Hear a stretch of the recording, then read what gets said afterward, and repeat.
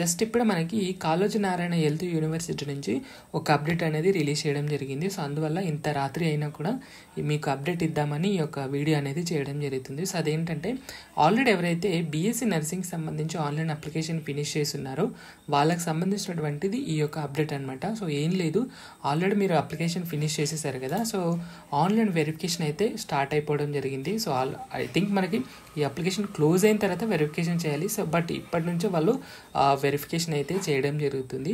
So just ఇప్పుడే మనకి ఈ యొక్క అప్డేట్ అనేది ఇచ్చారు. ఏంటంటే respond to verification officer query అని ఇచ్చారు. ఇక్కడ చూసారా, respond to verification officers query.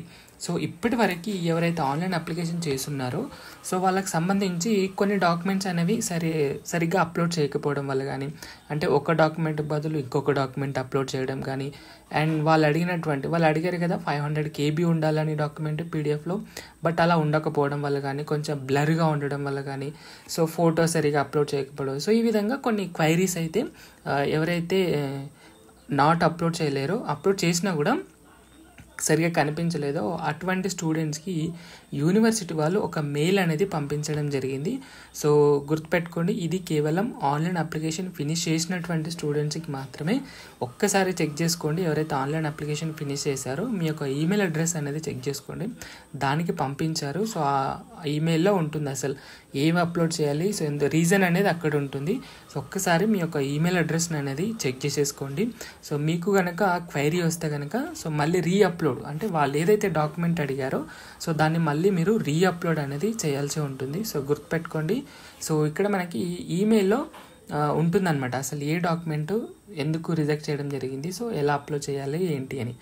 మళ్ళీ మీరు ఇక్కడ వెబ్సైట్కి వచ్చేసి ఇక్కడ రెస్పాండ్ టు వెరిఫికేషన్ ఆఫీసర్ అని ఉంటుంది కదా, సో దీని మీద టిక్ చేస్తే ఈ విధంగా మనకి పేజీ అనేది ఓపెన్ అవ్వడం జరుగుతుంది. సో ఇలా ఇక్కడ మీ యొక్క రూల్ నెంబర్ అనేది ఎంటర్ చేయండి. రూల్ నెంబర్ ఎక్కడ ఉంటుంది, టీజీ ఎంసెట్ ర్యాంక్ ఉంటుంది కదా, దాంట్లో రూల్ నెంబరు, అదేవిధంగా రిజిస్ట్రేషన్ నెంబర్ అంటే ఈ యొక్క కాళోజీ నారాయణ హెల్త్ యూనివర్సిటీకి నర్సింగ్కి అప్లై చేసేటప్పుడు మీకు మొబైల్కి రిజిస్ట్రేషన్ నెంబర్ వస్తుంది కదా, అది ఇక్కడ ఎంటర్ చేయండి. తర్వాత క్వైరీ ఐడి, ఈ క్వైరీ ఐడి అనేది మీ యొక్క ఈమెయిల్ అడ్రస్లో ఉంటుంది. సో దాన్ని ఇక్కడ ఎంటర్ చేసి వ్యాలిడిటీ కొట్టిన తర్వాత మీకు మీ యొక్క వెబ్ పేజ్ అనేది ఓపెన్ అవ్వడం జరుగుతుంది. అక్కడ నుంచి మీరు వాళ్ళు అడిగినటువంటి డాక్యుమెంట్ ప్రాపర్గా క్లియర్గా మీరు మళ్ళీ రీఅప్లోడ్ అనేది చేయాల్సి ఉంటుంది. సో గుర్తుపెట్టుకోండి, ఇది సెకండ్ ఛాన్స్ అనమాట. ఇప్పుడు కనుక మళ్ళీ అప్లోడ్ చేసి రిజెక్ట్ అయిందనుకోండి, సో టోటల్గా మీ యొక్క అప్లికేషన్ ఫామ్ అనేది రిజెక్ట్ అయిపోవడం జరుగుతుంది. సో ఇప్పటికైనా మించింది ఏం లేదు. సో ఒక్కసారి అప్లోడ్ చేసే ముందు సో మీరు ఒకసారి చెక్ చేసుకోండి అసలు క్లియర్గా ఉందా లేదా, ఇదే డాక్యుమెంట్ అప్లోడ్ చేస్తున్నానా లేదా అని ఒకసారి క్రాస్ చెక్ చేసుకున్న తర్వాత మీరు మళ్ళీ రీఅప్లోడ్ అనేది చేసుకోవాల్సి ఉంటుంది. సో ఇది అప్డేట్ అనమాట.